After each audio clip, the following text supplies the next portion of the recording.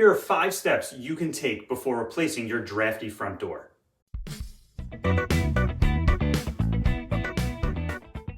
So I got a call about a drafty front door and I figured this was a great opportunity to share some of the methods I use to seal it up. First, check the weather stripping around the door. Typically these seals can be pulled off and replaced. The UV light and changes in weather can cause these to get brittle and crack, so if yours is in bad shape, you may want to consider replacing them. If you can't get them off, the other option is to surface mount weather stripping to the existing door jamb. I'll leave a link in the description for some surface mounted strips. The downside to the surface mounted method is that it's visible from the outside of the door, but if you don't care about that, then it's a great option. Let's say the weather stripping is in good shape, but you still see a little light at the bottom of the door. Very common. There are special pads you can get that are made to help make that a tighter seal. They get tucked behind the weather stripping at the bottom corners during heavy winds. The door may allow air and even moisture in through the corners, so it's important to have these areas sealed up well. These pads do a nice job of that. Another common problem is that the door may have begun to sag over time. The weight of the door may have pulled the top hinge a little loose. You can start with trying to just tighten the screws, but sometimes the holes have been stripped and the screws just won't pull tight anymore. In that case, you'll need to plug the hole and re-drill a new hole. I have a new video coming out soon on methods for fixing stripped holes, so make sure to subscribe if you want to check those out. And I'll leave a link up here when that video is ready. Another method to shift the door back into position is to shim the bottom hinge. This will kick up the door and hopefully realign it with the weather stripping. They make shims specifically for door hinges that can help in this situation. I'll leave a link below. Okay, you've tried all the previous steps, but you still see light coming through the door when it's closed. It's possible that the door is just a little too loose in the opening.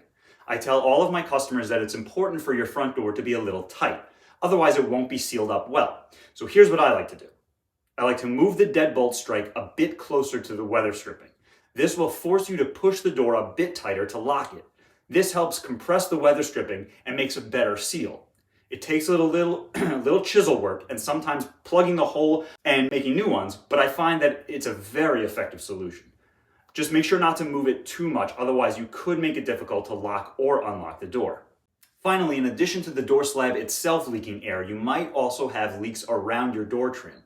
Ideally, you want to have spray foam behind the trim in the wall cavity. However, that would require removing the trim, installing the spray foam, and putting the trim back. If that's not an option, at least make sure your trim is caulked around all sides. 2 common spots that get neglected are the top of the door because you can't see it from the ground, so it's often left open, and any spots that are too close to a wall, like here.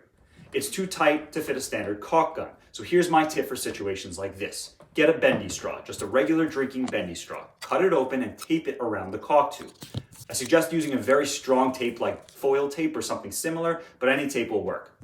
Now you have a way of getting into those tight spaces. So make sure all sides are sealed up tight. Make sure that when you caulk, you use a glove or at least your finger to tool the joint. That means to push the caulk into the opening so it's fully sealed up.